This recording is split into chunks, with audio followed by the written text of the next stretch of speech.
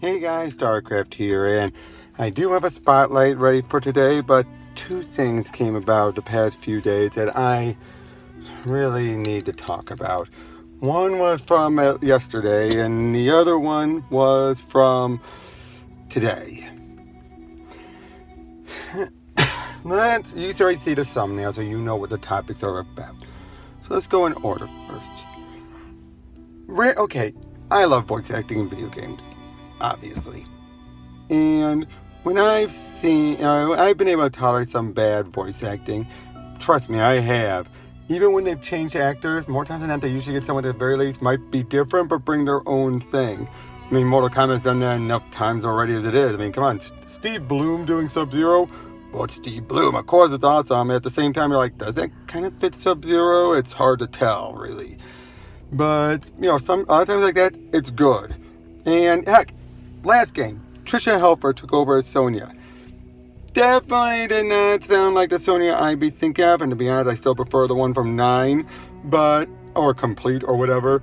But she made it her own, especially since Sonya's supposed to be much older and all that, and a more of a soldier. Okay, that's fine. Heck, speaking of Tricia Helfer, when she took over as Kerrigan in StarCraft, for StarCraft 2, she made it her own and did a good job. But Rhonda as Sonya in Mortal Kombat 11. Good fucking lord, is she terrible! I'm sorry. I'm not usually one to do this. I'm really not. I am not usually one to lose it about voice acting, but god fucking lord, was she terrible! And I had hope. I had high hope that she would do a good job. I really did. I thought, oh, she's a fan. She might bring something here. She's a tough girl. Not only was it bad, it was atrocious. Like to the point where you had two good actors in both Cassie's actress, who's a new actress, I might add, because it's not Ashley Birch, it's someone else. But she still did a great job. And the guy did Johnny Cage, who was a replacement in X, although he's the same guy for this one, thankfully. Both did great jobs, but when Rhonda does it, and the writing's not that bad, some of the lines are a bit cringy, but again, good acting could have salvaged it, but Rhonda just makes it so damn flat, beyond flat. It's like, I call her a piece of wood, but a piece of wood had more emotion than she does. Jesus Christ almighty. I have never, in so many video games, heard such flat acting that was, like a standout. Because that it is. Everyone else is great but Rhonda.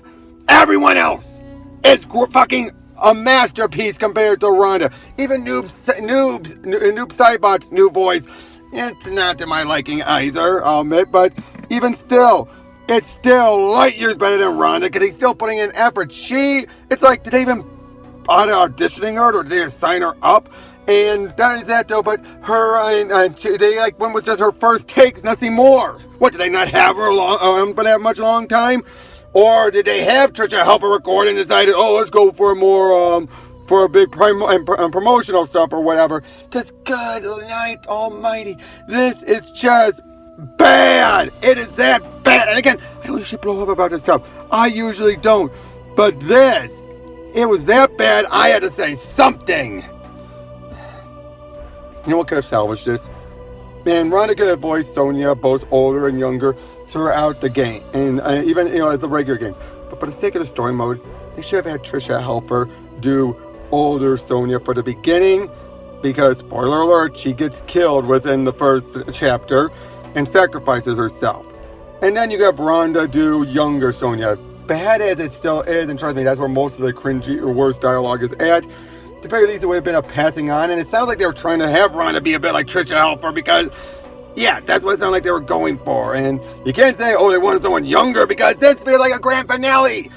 Seriously, I love the story mode for Mortal Kombat 11. I've been loving the story mode since 9, and it is a great cap off to everything. But this, again, is the black mark on it all. But enough about Mortal Kombat. Let's talk about Heroes in Crisis. I have been defending this stuff. I've been defending how Tom King's been writing it. Granted, I full-play said, it's just 2 issues too long, but this, look, I am not going to turn entirely on Tom King and say, he's a shit writer. I'm not doing that. No, I still think he's doing great work in other things, but this particular miniseries was bad. This event was bad. Why? Because Wally West is the bad guy. There's so much retcons in here that, look, this is clearly trying to be like a Identity Crisis 2.0. Identity Crisis may explain much more, and the motivation made more sense. This, Wally, okay. First, the Speed Force no longer goes through time anymore. That was made very clear, very immediately, but nope, he can still go through time again, somehow. And then you have it be that, oh, he can build up and react to his emotions and let loose this big burst of energy. The Speed Force never fucking did that! And okay, I get it. It was an accident. I get that. But why the flying fuck did Wally decide to use all the detective stuff that, the CSI stuff that his uncles probably taught them, and basically use it to frame Harley and Booster just to be a distraction or something so he can fix his own mistake later and kill himself? What the fuck? I don't get it! I really do not fucking goddamn get it! How? How does this make sense? If this wasn't the second last issue, and we only have one more left, because who knows, they might be able to pull something out of their ass and reveal. Maybe it's Psycho Pirate they reveal at the end of this in a stinger. Who knows? But this makes no sense. It's a disgrace to Wally, a complete and utter disgrace. It totally just does retcons for the sake of retcons. It feels like Tom King was taking a moment from Brian Michael Bendis' playbook of, oh, I could change the rules because it's in my event. Even though other writers are going to have to now pick up the pieces from what I'm doing.